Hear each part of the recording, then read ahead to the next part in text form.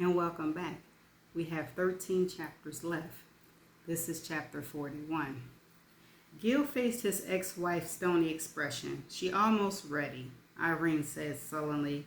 And I hope you don't get any ideas about bringing her out with Dana. I don't want her exposed to your sordid little sex life.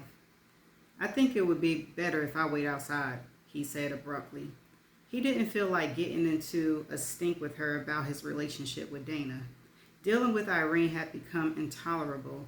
He wished she wouldn't even bother to come to the door these times when he picked up Vanessa. He didn't spend as much time with Vanessa as he used to. She had chosen to not spend the entire weekend with him anymore. They just went out Saturday afternoons, usually to the bowling alley or the movies, then had dinner, and he brought her home.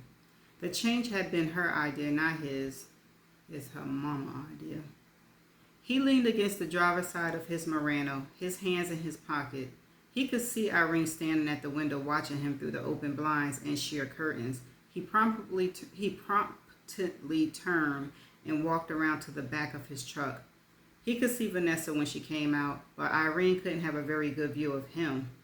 Let her focus on something else. His jean-clad daughter emerged from the townhouse, her ponytail bouncing behind her. She inherited Gil's light brown complexion, but her mother's dark hair. Gil emerged from the rear of the truck. Hey, hi, Poppy. She ran towards him, her arms outstretched. Relief flooded through him as he embraced her, as it always did. He'd secretly been afraid that Vanessa would turn her back on him, cut him off like she'd done to Brittany. But while their relationship had changed, she clearly still loved him. That is a good thing. She at least got that part of her mind. He decided to try to get her to change her mind. How about spending the night? All you have to do is go in and get a change of clothes. She signed. No, Poppy. Let's just go out tonight. He gestured for her to get in the truck. You know, you never explained to me why you cut back on our visit. It has to do with Dana, doesn't it? Do we have to talk about this, Poppy? Yes, I'm afraid we do. I only get to see you 2 weekends a month, and now it's down to 2 afternoons a month. I'm not happy about that, and I'd like to know why. I can't leave Mama, Poppy. She needs me. I need you too, he said quietly. But you have Miss Dana. Mama doesn't have anyone except me. Gil gripped the steering wheel tightly. It enraged him that Irene presented herself as so needy to their daughter. He'd always encouraged Irene to make friends from the time they arrived in Jacksonville from South Florida when Vanessa was just a toddler.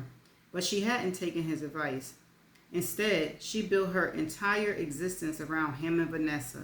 No wonder she fought the divorce the way she had. If Irene chose not to have a life of her own, that was her own decision. But damn if he would let her ruin Vanessa's life. If Irene wasn't stopped, years down the road, she would stand in the way of Vanessa going to college, of her dating and wanting to have a life of her own. He decided to put off forcing a reconciliation between Vanessa and Brittany. Vanessa's future took precedence.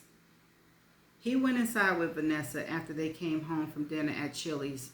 Irene sat in the fabric-covered high-back rocker in a dimly lit living room, watching a movie on cable.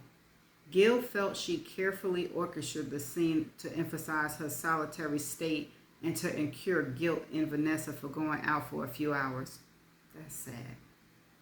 He watched as Vanessa rushed to Irene and threw her arms around her. Irene whispered something and Vanessa shook her head. She wanted to know what's Dana then. Vanessa, he said, I was wondering if you'd give me a few minutes alone with your mother. Sure, Poppy, she said, her eyes shining like stars in the night sky. I'll be in my room. She thundered up the stairs and Irene looked at Gil expectantly. You want to talk to me? Irene, I want you to think about what you're doing to our daughter. Not only has Vanessa terminated her most long-standing friendship at your suggestion, but she's also afraid to leave you alone for any period of time. She spends an afternoon with me and comes home to find you sitting in a rocking chair like whistling mother. What type of effect do you think that's going to have on her? Don't you start with me, Gilberto Albacete. I haven't done anything to Vanessa. She made up her own mind not to be friends with Brittany.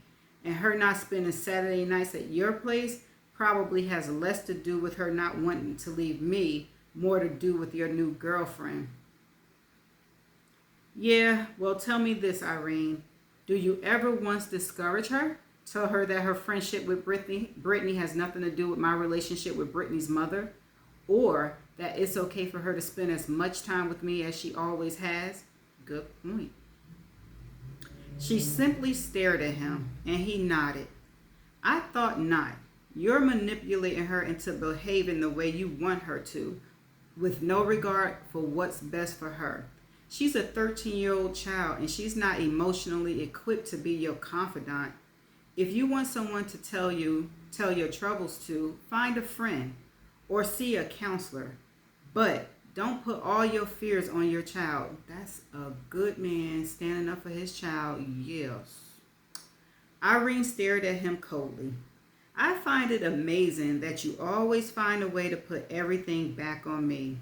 You're the one who got Vanessa all confused by getting involved with her best friend mother. Irene, you've allowed your jealousy to turn you into a bad mother.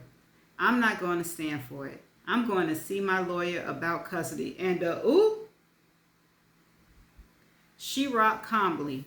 You do that. All I have to do is tell them you were sleeping with who you were sleeping with. You don't stand a chance. You really are despicable, Irene. You're willing to fight for custody of Vanessa so you can project your own neediness on her. What you need to do is get a life. He glanced at the stairs. I'm leaving. Tell Vanessa I'm sorry I didn't say goodbye, but I'll call her tomorrow. He went out the door with a slam. Okay, so that's the end of chapter 41.